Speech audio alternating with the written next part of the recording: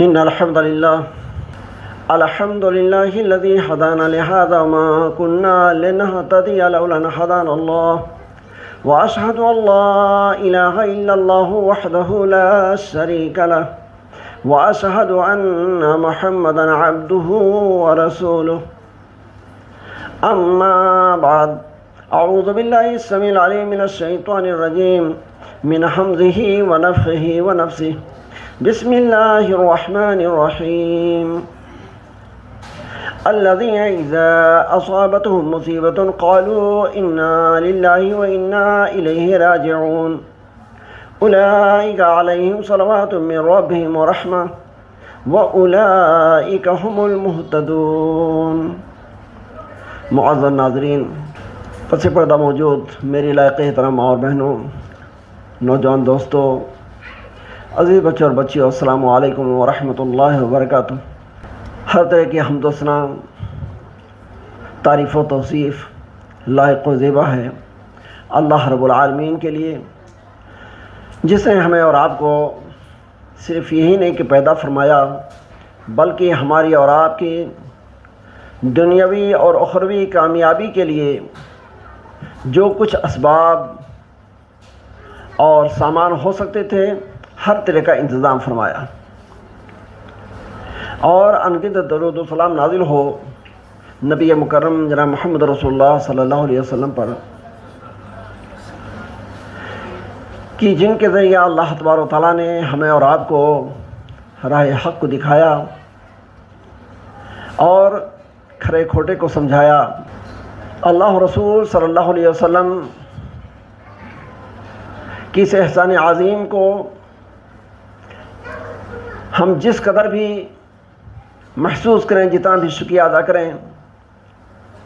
کم ہے۔ ہم اللہ تبارک و تعالیٰ سے توفیق مانگتے ہیں کہ جیسے اس نے ہمیں اور آپ کو اپنی انگنت نعمتوں سے نوازا ہے، اسی طریقے سے ہمیں شرعی طریقے پر ان کے شکریہ کی بھی توفیق عطا فرمائے، اور ہماری شکر گزاری، اطاعت گزاری جو کچھ بھی ہے اسے قبول و منظور فرمائے، اور دون جہان کے اندر اس میں بہتر سے بہتر صلہ اور ثمرہ اور ثواب عطا فرمائے، آمین۔ حضرات گرامی، اللہ تبارک و تعالیٰ کے شکریہ کے بعد میں منتظمین اور تمام حاضرین کا بھی شکریہ ادا کرتا ہوں، اور اللہ تبارک و تعالیٰ سے دعا کرتا ہوں کہ ہمیں اور آپ کو جیسے آج ایک نیکی اور نیک کام کے لیے جمع کیا ہے، اسی طریقے سے ہمیشہ ہر کار خیر، نیکی اور نیک کام کے لیے اتحاد و اتفاق سے حصہ لینے کی توفیق عطا فرمائے، اور ہماری ہر طرح کی جد و جہد، قد و کاوش کو قبول و منظور فرمائے، آمین۔ ابھی میں نے سورہ بقرہ سے ایک آیت پڑھی ہے جس میں اللہ تبارک و تعالیٰ ہمیں اور آپ کو نیکی کا فائدہ بتلا رہا ہے۔ اللہ تبارک و تعالیٰ کا ارشاد ہے، الذین اذا اصابتہم مصیبۃ قالوا انا للہ و انا الیہ راجعون، کہ میرے وہ بندے اور میری وہ بندیاں کہ جنہیں جب کوئی تکلیف اور مصیبت اور پریشانی پہنچتی ہے تو ایسے دکھ اور تکلیف کی حالت میں بھی ان کی زبان پر ہوتا ہے انا للہ و انا الیہ راجعون، کہ ہم سراپا اللہ تبارک و تعالیٰ کی ملکیت ہیں، اور ایک نہ ایک دن ہمیں اسی کی طرف لوٹ کر جانا ہے۔ اولئک علیہم صلوات من ربہم رحمہ، اللہ تعالیٰ فرماتا ہے کہ جن میرے بندوں، جن میری بندیوں کی زبان پر یہ کلمہ ہو اور تکلیف کی حالت میں وہ یہ دعا پڑھیں، یہی وہ میرے خوش قسمت بندے اور بندیاں ہیں۔ اولئک علیہم صلوات من ربہم ورحمہ، جن پر میری طرف سے رحمتیں نازل ہوتی ہیں، وہ اولئک هم المہتدون، اور یہی وہ میرے بندے اور بندیاں ہیں جو اسلام کی نظر میں، اللہ کی نظر میں ہدایت یافتہ ہیں اور صحیح راستے پر ہیں۔ یہاں پر اللہ تبارک و تعالیٰ نے ہمیں اور آپ کو دکھ اور تکلیف، بیماری اور مصیبت کے حالت میں فائدہ اٹھانے کا ایک طریقہ بتلایا ہے۔ دیکھیے دکھ مصیبت اس دنیا میں آنا ہر ایک کے لیے ضروری ہے، نیک ہو یا بد، اچھا ہو یا برا، کافر ہو یا مسلمان، ہر ایک کی زندگی میں آتا ہے۔ لیکن جو اللہ کے بندے ہیں ان کے حق میں اللہ تبارک و تعالیٰ نے کچھ ایسا طریقہ بتلایا ہے کہ اگر وہ بندے وہ طریقہ اپنائیں تو ان کی مصیبت بھی راحت میں چینج ہو جاتی ہے، وہ نقصان اور خسارہ بھی فائدے میں بدل جاتا ہے۔ اور انہی میں سے ایک طریقہ یہ ہے جو اس آیت کے اندر بتایا گیا ہے۔ کیا اللہ تبارک و تعالیٰ نے بتایا کہ مصیبت پہنچنے کے وقت، تکلیف پہنچنے کے وقت آدمی جزا فضا کرنا، بے صبری کا اظہار کرنا، غیر شرعی بات زبان سے نکالنا، رب کو ناراض کرنے والی باتیں کہنا، یہ سب چھوڑ کر کے ایمان کی باتیں کریں، شریعہ کی باتیں کریں، ایمان کے تقاضے کا خیال رکھیں۔ ایمان کا تقاضا کیا ہے کہ آدمی سے اگر ایک چیز جاتی ہے، کوئی چیز چھوٹتی ہے، کوئی تکلیف پہنچتی ہے، تو آدمی کو ہمیشہ یہ سوچ کر کے صبر کرنا چاہیے کہ اللہ تبارک و تعالیٰ نے اگر ایک چیز ہم سے لے لیا ہے تو نہ معلوم کتنی اس کی عطا کی ہوئی چیزیں ہمارے پاس ہیں، کتنی عطا کی ہوئی چیزیں میرے پاس ہیں۔ ایک تو یہ صبر کا طریقہ ہے۔ دوسرے صبر کا طریقہ یہ ہے کہ آدمی یہ خیال کرے کہ جو کچھ ہمیں ملا ہے یا حاصل ہے میرا کیا ہے، سب کچھ اللہ ہی کا دیا ہوا ہے، سب کچھ اللہ ہی کی امانت ہے۔ آدمی جس وقت یہ اپنے ذہن میں لائے گا اس کو آٹومیٹکلی صبر آ جائے گا۔ تو اسی لیے اللہ تبارک و تعالیٰ نے مومنوں کو، مردوں عورتوں کو ایک طریقہ بتایا کہ مصیبت کو کیسے ہلکا کیا جائے، تکلیف میں کیسے راحت کا مزہ لیا جائے۔ وہ راحت کا مزہ اور ایک مصیبت کی گھڑی میں فائدہ کیسے اٹھایا جا سکتا ہے کہ آدمی اس وقت یہ یقین رکھے کہ اگر میرا یہ ٹوٹا ہوا ہے، یہ نقصان ہوا ہے، یہ تکلیف پہنچی ہے، یہ بیماری ہے تو معمولی ہے، ہمیں تو جو کچھ بھی اللہ تبارک و تعالیٰ نے دیا ہے یہ ایک امانت ہے اور یہ سب کچھ اللہ ہی کا حقیقت میں ہے۔ اور آج ہم سے یہ چیز جا رہی ہے، ہم سے یہ چیز چھوٹ گئی ہے یا یہ چیز ہماری نہیں رہی، ایک دن تو ہم سراپا اللہ کی طرف لوٹ کر جانے والے ہیں۔ انا للہ و انا الیہ راجعون، ہم اللہ ہی کی ملکیت ہیں اور ایک دن ہم اللہ ہی کی طرف جانے والے ہیں۔ تو یہ جو کلمہ ہے، یہ جو دعا ہے، یہ ایک مومن مرد، ایک مومنہ عورت کو تسلی دیتی ہے، اطمینان دلاتی ہے، اس کے دل کو سکون آتا ہے۔ ہمیں موطا بن مالک ایک روایت یاد آتی ہے، ایک مرتبہ ایک کسی عالم کا لڑکا فوت ہو گیا اور وہ بڑا اس کا لاڈلا تھا، بڑا پیارا تھا۔ وہ اس کی تکلیف میں، اس کی جدائی میں بہت پریشان ہوا اور لوگوں سے الگ تھلگ اپنے آپ کو ایک روم میں بند کر لیا۔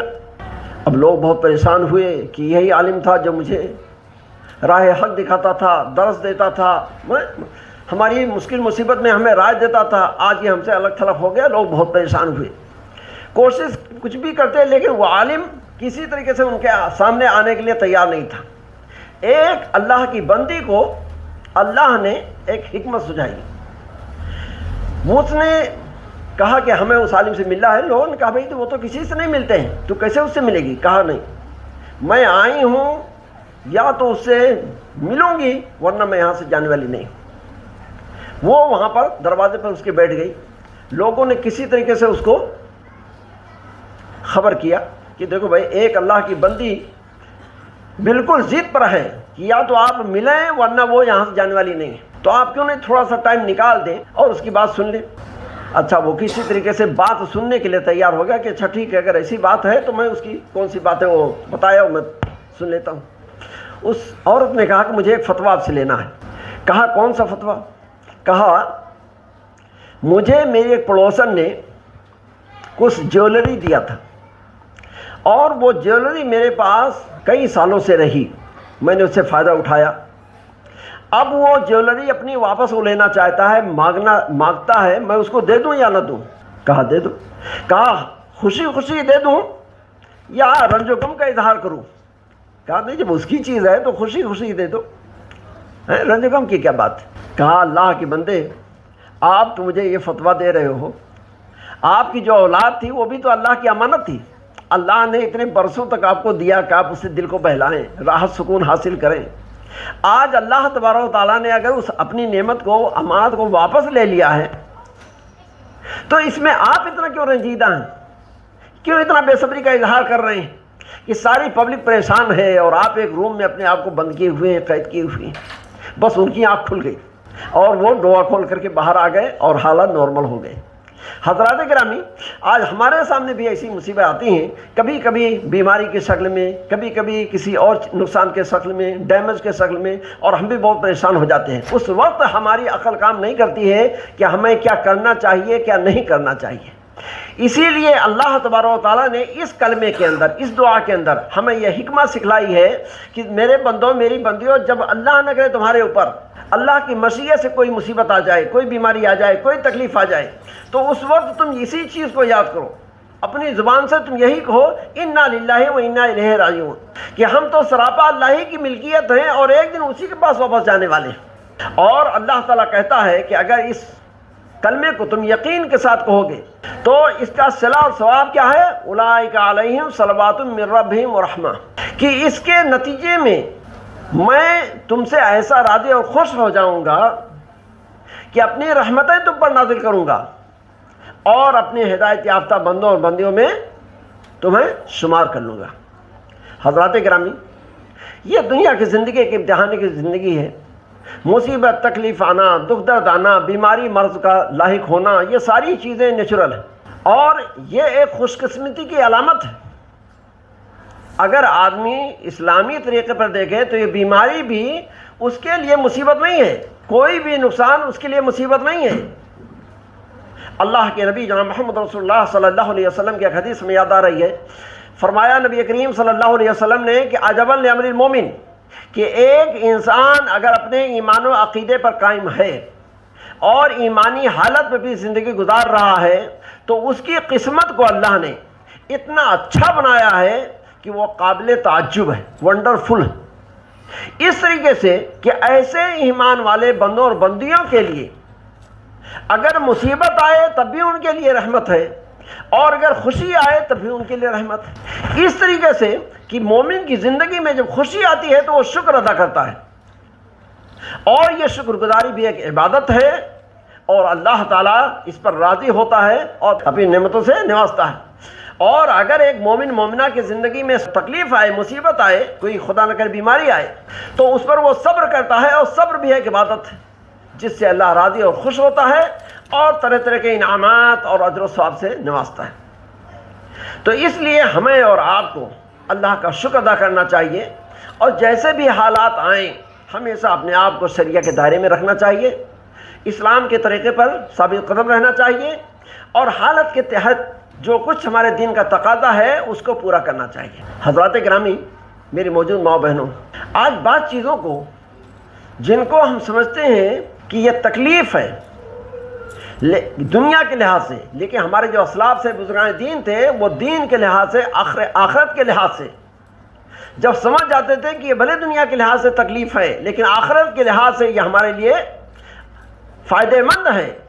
تو ایسی چیزوں کے وہ صرف متمنی نہیں ہوتے تھے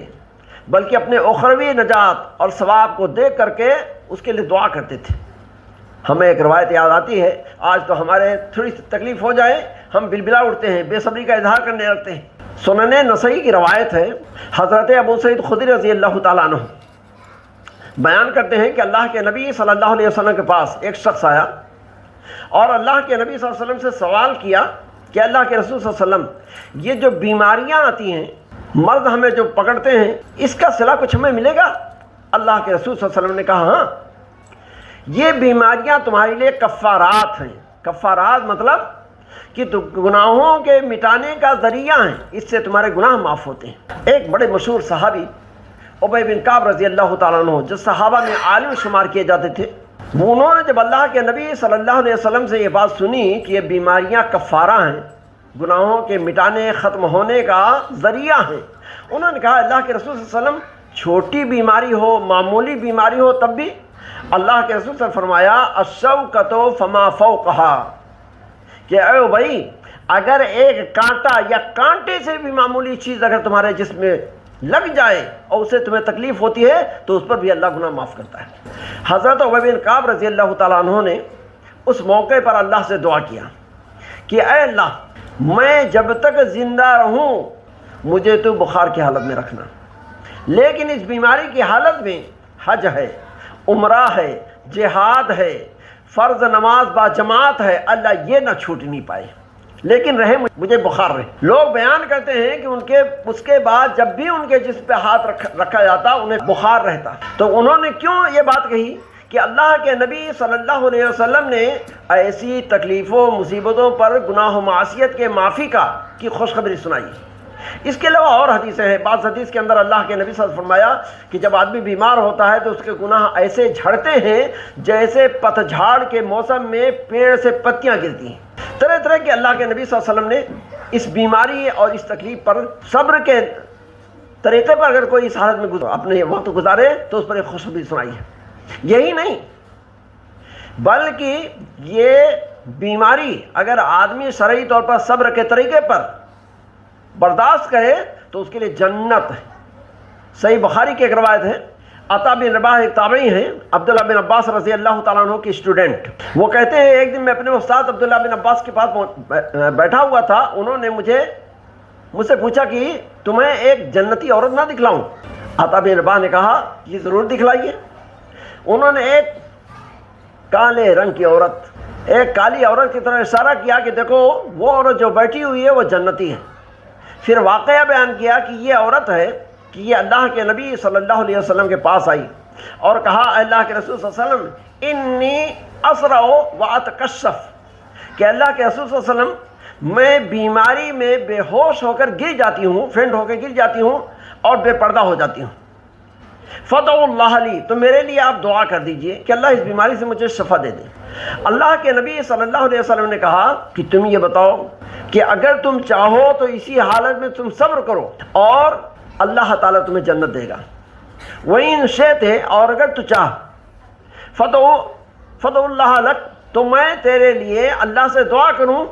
اور اللہ تمہیں شفا دے دے، ان یعافیک۔ جب اس نے سنا کسی بیماری کی حالت میں اگر صبر کرتے ہوئے میں نے زندگی گزار لی تو اللہ تعالیٰ مجھے جنت دے گا، اس نے کہا اللہ کے رسول صلی اللہ علیہ وسلم میں صبر کروں گی، اسی حالت میں صبر کروں گی، لیکن آپ اللہ سے دعا کر دیجئے کہ میں جب بے ہوش ہوں تو میں بے پردہ نہ ہوں، بے پردگی نہ ہونے پائے۔ اللہ کے نبی صلی اللہ علیہ وسلم نے اس کے لیے دعا کر دیا کہ وہ جب بھی بے ہوش ہوتی تو بے پردگی کی جو حالت ہوتی تھی وہ اس کو نہیں پیش آتی تھی، لیکن اسی تکلیف کی حالت میں اسی زندگی گزار دیا۔ تو عبداللہ بن عباس رضی اللہ تعالیٰ عنہ نے کہا کہ دیکھو یہ عورت اللہ کے نبی صلی اللہ علیہ وسلم نے اس کے لیے جنت کی خوشخبری سنائی۔ تو میرے بھائیوں یہاں پر دو چیز ہمارے اور آپ کے لیے بڑے پوائنٹ کی ہے۔ پہلی چیز تو یہ کہ اللہ نہ کرے بیماری یا کوئی مصیبت ہمارے پر آ جائے، ہمیں تمنا نہیں کرنا چاہیے، ہمیں تو ہمیشہ حکم ہے کہ عافیت کا سوال کرنا چاہیے، صحت و تندرستی کے لیے سوال کرنا چاہیے، کیونکہ ہم کمزور ہیں۔ لیکن اگر اللہ کی مشیت اور اس کی چاہت سے ایسی حالت آ گئی تو ہمیں یہ سوچ کر صبر کرنا چاہیے کہ انشاءاللہ العزیز یہ بیماریاں، یہ مصیبتیں، یہ تکلیفیں ہمارے لیے گناہوں کا کفارہ ہوں گی، اور اگر ہم اس طریقے پر صبر کرتے رہیں گے تو انشاءاللہ العزیز اللہ تعالیٰ خوش ہو کر کے ہمیں جنت عطا کرے گا، جنت نصیب کرے گا۔ تو بہرحال ہمیں اور آپ کو جو ہے ایک بات تو یہ معلوم ہوتی ہے۔ دوسری بات ماؤں بہنوں کے تعلق سے یہاں پر ایک چیز ہے کہ دیکھیں ایک بیمار عورت ہے، بے ہوش ہوتی ہے اور بے ہوشی کی حالت میں اس کو بے پردگی ہوتی ہے، وہ مجبور ہے، لیکن پھر بھی جب اس کو اس بات کا احساس ہوا اور علم ہوا کہ میں بے پردہ ہو جاتی ہوں تو اپنی بے پردگی، بے حجابی کو اس نے برداشت نہیں کیا کہ یہ تو ایک مومنہ کے لیے درست نہیں ہے، ایک مومنہ کے لیے بے پردگی ٹھیک نہیں ہے۔ اس نے اس مجبوری کی حالت میں بھی اس بے پردگی کو ناپسند کیا۔ لہذا ماں بہنوں کو اس طرف توجہ دینی چاہیے کہ اسلام نے جو حجاب اور پردے کا قانون رکھا ہے اس کے لیے ہماری جو مائیں بہنیں تھیں وہ کتنا سینسٹیو تھیں، کتنا حساس تھیں، کتنا خیال رکھتی تھیں کہ ایک اللہ کی بندی کو ایسی مجبوری کی حالت میں بھی وہ چیز گوارا نہیں۔ لیکن آج ہمارے معاشرے کے اندر کتنا ایسا دیکھا جاتا ہے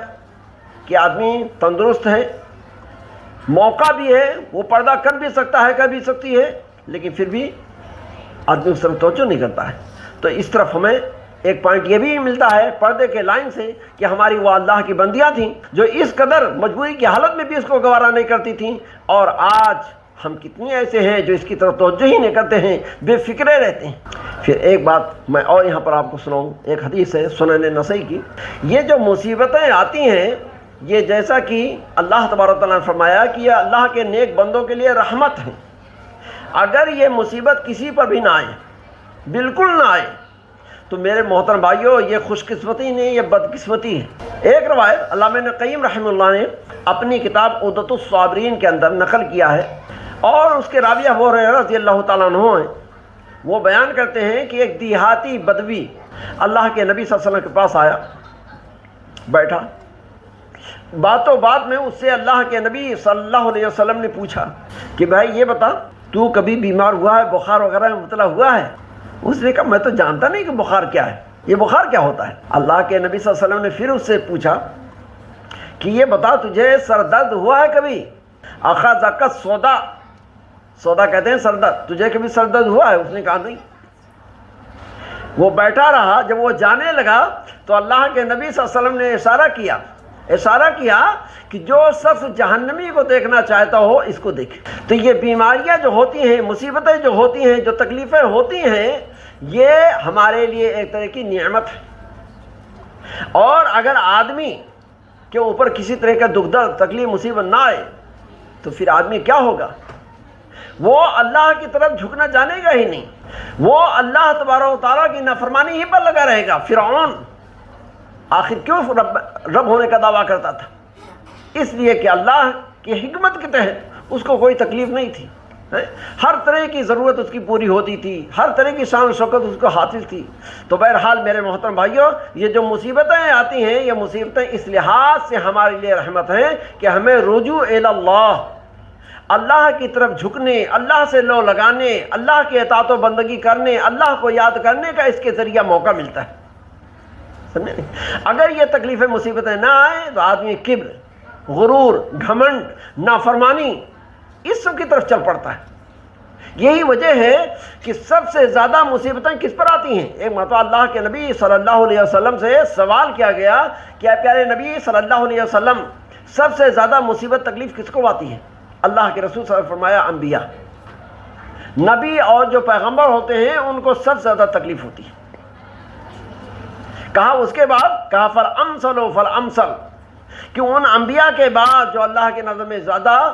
اللہ کا محبوب ہوتا ہے، پیارا ہوتا ہے، اس کو اللہ تعالیٰ اس طرح کے حالات سے گزارتا ہے اور اپنے قریبی اور مقرب اور پیارا اس کو بناتا ہے۔ تو ہمارے عرض کرنے کا مقصد یہ تھا کہ یوں تو ہمیں ربنا آتنا فی الدنیا حسنۃ وفی الآخرۃ حسنۃ وقنا عذاب النار، کہ اللہ ہمیں دنیا میں بھی اچھائی عطا کر، آخرت میں بھی اچھائی عطا کر، اور نار جہنم سے بچا لے۔ لیکن میرے محترم بھائیوں، یہ اچھائی جس کا ہم سوال کرتے ہیں، ہمارا رب جانتا ہے کہ حقیقت میں اس بندے کے لیے، اس بندی کے لیے کون سی چیز اچھائی ہے۔ کبھی ایک بیماری ایک آدمی کے لیے اچھائی ثابت ہوتی ہے اس کی دنیا اور آخرت کے حساب سے، اور کبھی ایک تندرستی آدمی کے لیے برائی ثابت ہو سکتی ہے اللہ تبارک و تعالیٰ کے علم کے لحاظ سے۔ تو اس لیے اگر اللہ کے چاہت سے کوئی چیز، ہمیں تمنا نہیں کرنا ہے، ہمیں اللہ سے مصیبت نہیں مانگنی ہے، بیماری نہیں مانگنی ہے، لیکن اگر اللہ کی طرف سے نعوذ باللہ ایسی حالات آ جاتی ہیں تو ہمیں اس کو صبر کرنا چاہیے، اور ایسی حالت میں بھی اللہ کا شکر ادا کرنا چاہیے کہ اللہ جس حالت میں بھی تو نے مجھے رکھا ہے یہ تیرا کرم ہے، یہ تیرا فضل ہے۔ تو اس طرح کے جو بندے ہیں وہی وہ بندے ہیں جن کے بارے میں اللہ نے فرمایا انما یوفی الصابرون اجرهم بغیر حساب، کہ اس طرح کے جو صبر کرنے والے میرے بندے ہیں، میری بندیاں ہیں، کل بروز قیامت اللہ تبارک و تعالیٰ انہیں انگنت ثواب عطا فرمائے گا، انلمیٹڈ غیر محدود ثواب عطا فرمائے گا۔ آج ہم لوگ یہاں پر جو اکٹھا ہیں کس لیے؟ اجر و ثواب کے لیے، اللہ کی رضا کے لیے۔ تو یہ اجر و ثواب اللہ تبارک و تعالیٰ مختلف طریقے سے دیتا ہے، اور انہی طریقوں میں سے ایک طریقہ یہ ہے کہ اگر اللہ تبارک و تعالیٰ کی مشیت سے کوئی ہمارے سامنے آزمائش کی گھڑی آ جائے، تکلیف کی گھڑی آ جائے، تو اس میں ہمیں بے صبری کا اظہار نہیں کرنا ہے، بلکہ شریعت کے دائرے میں رہ کر کے اللہ تبارک و تعالیٰ کا شکر گزار بن کر رہنا ہے، اور جیسا کچھ شریعت نے ہمیں اجازت دیا ہے بس اسی حد تک اپنے لیے امن و عافیت صحت و تندرستی کی کوشش کرنا ہے، اور اگر اللہ تبارک و تعالیٰ کہ یہی مشیت ہے کہ اور دن تک ہم اسی مصیبت میں رہیں تو اسے بھی ہمیں یہ سوچ کر کے صبر کرنا ہے کہ انشاءاللہ اسی میں ہمارے اور آپ کے لیے خیر ہے اور اسی میں ہماری بہتر ہے۔ اور جیسا کہ آپ کو پہلے میں نے حدیث سنایا کہ اللہ کے نبی صلی اللہ علیہ وسلم نے سارے امتیوں کو، سارے اللہ کے بندوں بندیوں کو یہ خوشخبری سنا دیا ہے کہ اے میری امتیوں لوگو، اے اللہ کے بندو، یاد رکھو تم وہ خوش قسمت لوگ ہو کہ چاہے تم تکلیف کی حالت سے گزرو، چاہے آرام کی حالت سے گزرو، تم کبھی گھاٹے میں نہیں پڑ سکتے ہو۔ اجمل لامر مومن ان اصابتہ سرا و شکر فکان خیر اللہ، مومن و مومنہ اگر اس کو خوشی پہنچے، آرام پہنچے، راحت پہنچے، عزت ملے اور اس پر اللہ کا شکر ادا کرے تو بھی اس کے لیے خیر ہی خیر ہے، اور اگر اسے کوئی بیماری، تکلیف، مصیبت، ناکامی ہی سے دو چار ہونا پڑے، بے عزتی کی گھڑی نعوذ باللہ آ جائے اور اس پر وہ صبر کرے تو بھی اس کے حق میں بہتر ہی ہے۔ اور اللہ تبارک و تعالیٰ سے زیادہ ہم نہ علم رکھتے ہیں نہ اس کی حکمت کو سمجھ سکتے ہیں، اس لیے ہمیں اور آپ کو ہر حال میں دین کے جو احکام ہیں، شریعہ کے جو طور طریقے ہیں، ان کو سامنے رکھ کر کے زندگی گزارنا چاہیے۔ انشاءاللہ تعالی ہم فائدے ہی فائدے میں رہیں گے، خیر ہی خیر میں رہیں گے۔ ہم انہی کلمات پر اپنی بات کو ختم کرتے ہیں اور اللہ تبارک و تعالیٰ سے دعا کرتے ہیں کہ جو بھی ہمارے شیخ ہیں یا جو بھی ہمارے جماعت کے ممبران بیمار ہیں، اللہ انہیں شفائے کامل عطا فرمائے۔ جو پریشان ہیں، اللہ ان کی پریشانی کو دور فرمائے۔ کسی قسم کی مشکل و مصیبت سے اگر کوئی گزر رہا ہے، اللہ اس کی ہر مصیبت و بلا کو دور فرمائے اور چین سکون اطمینان کی زندگی نصیب فرمائے۔ اسی طرح سے آج عالم اسلام پر بھی ہم دیکھتے ہیں کہ طرح طرح کی مصیبتیں ہیں۔ ہم دعا کرتے ہیں کہ ہمارے جو بھی کلمہ گو بھائی ہیں، بہن ہیں، جہاں پر بھی ہیں، اللہ تبارک و تعالیٰ ان کی ہر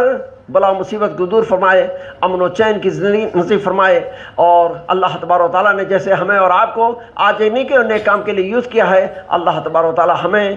یہ نیکیوں کا موقع اور یہ اعمال صالحہ کا موقع ہمیشہ نصیب فرماتا رہے۔ اپنے نبی صلی اللہ علیہ وسلم کے حکم کے مطابق ایسے اعمال کو انجام دینے کی توفیق عطا فرمائے، ہماری نیکیوں اور نیک کاموں کو قبول فرمائے، دنیا اور آخرت دونوں جہان کی کامیابی اور کامرانی ہمارا اور آپ کا مقدر بنائے، آمین۔ اقول قولی ھذا استغفر اللہ لی ولکم ولسائر المسلمین فاستغفروہ من کل ذنب انہ هو الغفور الرحیم، وآخر دعوانا ان الحمد للہ رب العالمین، والسلام علیکم ورحمۃ اللہ وبرکاتہ۔